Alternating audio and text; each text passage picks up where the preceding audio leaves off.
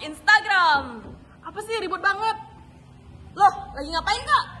Aduh, hari ini harus belajar sejarah lagi. Bosan. Aduh, nggak zaman belajar di laptop. Mending nonton video kita aja. Lebih dipahami. Let's go, check it out. Halo teman-teman semuanya, perkenalkan kami dari kelompok 711. Nah, kali ini kami akan menjelaskan mengenai seluk-beluk dari kerajaan Mataram kuno. Nah, Mataram kuno ini merupakan salah satu kerajaan Hindu-Buddha yang ada di Indonesia. Nah, sebelum masuk ke materi, yuk kenalan dengan anggota kelompok 7. Halo, perkenalkan nama saya Imade Dwi Acarya Suno, absen 12.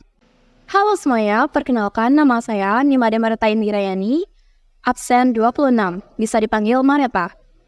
Perkenalkan, nama saya Putu Putri Indirawati, absen 34. Sejarah berdirinya Kerajaan Mataram kuno. Kerajaan Mataram atau Mataram kuno merupakan kelanjutan dari Kerajaan Kalingga di Jawa Tengah sekitar abad ke-8, yang kemudian pindah ke Jawa Timur pada abad 10.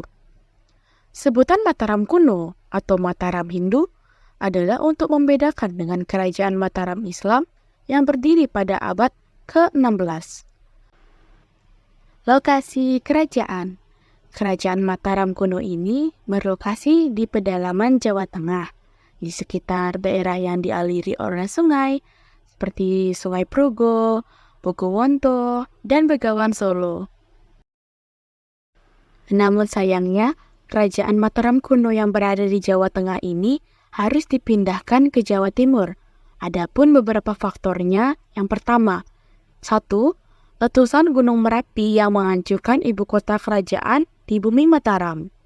2. Adanya serangan dari Kerajaan Sriwijaya.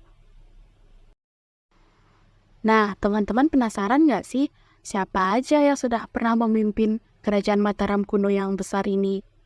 Nah, berikut adalah 3 raja yang pernah memimpin Kerajaan Mataram kuno.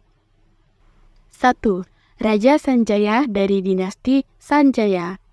Sanjaya adalah pendiri Kerajaan Mataram kuno pada abad ke-8. Ia mewarisi dan menjabat sebagai raja di 3 kerajaan, yaitu Sunda, Galuh, dan Medang. Sanjaya dikenal sebagai raja yang bijaksana, cakap, adil, dan taat dalam beragama. 2. Rakai Panangkaran dari dinasti Sailendra. Rai Panangkaran adalah Raja Medang kedua yang memerintah sekitar tahun 780 sampai 80 Masehi. Rakai Panangkaran adalah raja dari Wangsa Sailendra yang berhasil merebut takhta Medang serta mengalahkan Wangsa Sanjaya. Periode pemerintahannya ditandai dengan kegiatan pembangunan candi-candi beraliran Buddha Mahayana di kawasan dataran Prambanan. 3. Raja Sumba Dyawawa dari dinasti Sanjaya. Raja Sumba Dyawawa merupakan raja terakhir yang memerintah Kerajaan Mataram kuno yang berkuasa sekitar tahun 927 sampai dengan 929 Masehi. Kerajaan Mataram kuno meninggalkan bukti peninggalan berupa berbagai macam candi Hindu dan candi Buddha di Jawa Tengah. Apa saja sih prasasti-prasasti peninggalan Kerajaan Mataram kuno yang berhasil ditemukan? Ayo kita lihat bareng-bareng. 1. Prasasti Canggal. Prasasti Canggal memiliki angka tahun 654 Saka atau 732 Masehi. Prasasti ini mencatat keterangan penting tentang perkembangan Kerajaan Mataram kuno pada masa pemerintahan Raja Sanjaya. Prasasti Canggal menjadi prasasti pertama yang dikeluarkan Raja Sanjaya untuk memperingati pendirian lingga di atas bukit Stirangga. Pendirian lingga tersebut dimaksudkan sebagai ungkapan rasa syukur karena telah berhasil membangun kembali Kerajaan Mataram kuno. 2. Prasasti Kalasan. Prasasti Kalasan memiliki angka tahun 700 Saka atau 778 Masehi. Prasasti Kalasan mencatat keterangan tentang ketaatan Mataram kuno dalam hal penghormatan kepada Dewi Tara. Prasasti ini juga menyebutkan adanya permohonan keluarga Sailendra kepada Maharaja Panangkaran agar dibuatkan sebuah bangunan suci untuk pemujaan Dewi Tara.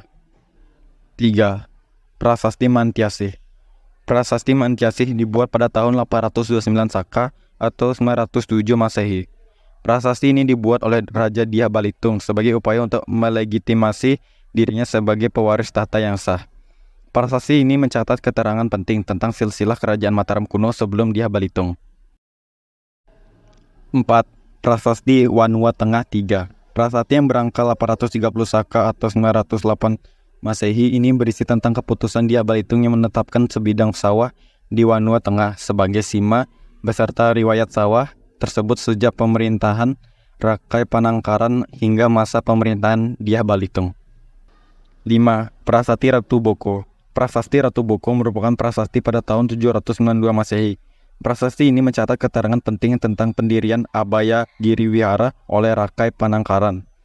Abaya Giri Wihara sendiri merupakan suatu biara yang dibangun di sebuah bukit yang penuh kedamaian. 6. Prasasti Kelura. Prasasti Kelura merupakan prasasti peninggalan Mataram kuno yang berangka 787 Masehi. Prasasti ini menceritakan situasi di mana kerajaan Mataram kuno pada masa dinasti Shailendra pernah dipimpin oleh seorang raja yang bernama Indra dan bergelar Sri Sangramadan Jaya. Selain itu, prasasti ini juga menceritakan tentang pendirian bangunan suci untuk Manjusri yang diduga Candi Sewu. Masa kejayaan.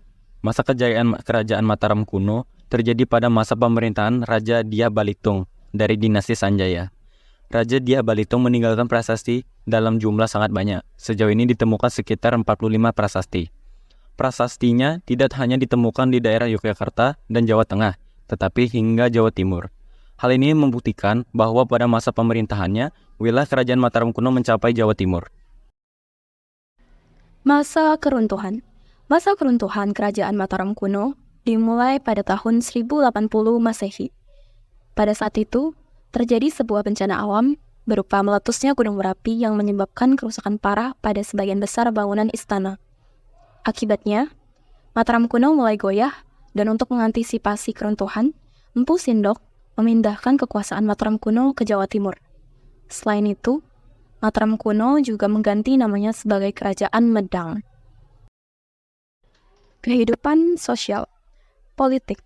Kehidupan politik di Kerajaan Mataram kuno ditandai dengan keberadaan dua dinasti utama, dinasti Sanjaya yang beragama Hindu dan dinasti Shailendra yang beragama Buddha.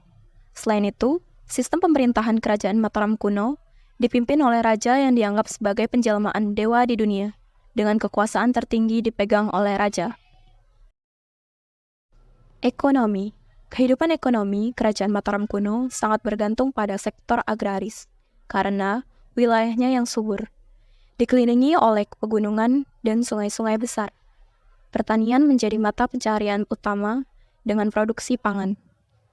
Pada masa pemerintahan Rakai Dyah Balitung, sektor perdagangan sangat berkembang, dengan aktivitas perdagangan yang dihubungkan melalui Sungai Bengawan Solo.